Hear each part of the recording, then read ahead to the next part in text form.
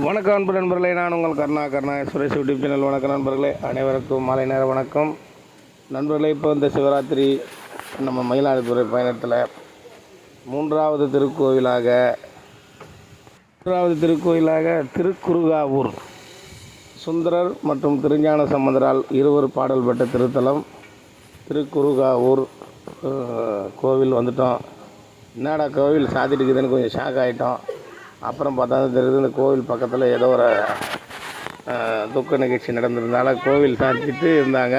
சரி, நாங்கள் ரொம்ப லாங்கிலேருந்து வந்ததுனால எங்களுக்கு மட்டும் கொஞ்சம் சைடு வழி திறந்து விட்டுட்டு உள்ளே போய் நீங்கள் சாமி பார்த்துட்டு வெளியே வந்துடுங்க அப்படின்ட்டாங்க. உள்ளே போய் சாமி தரிசனத்துக்கு போயிட்டோம்.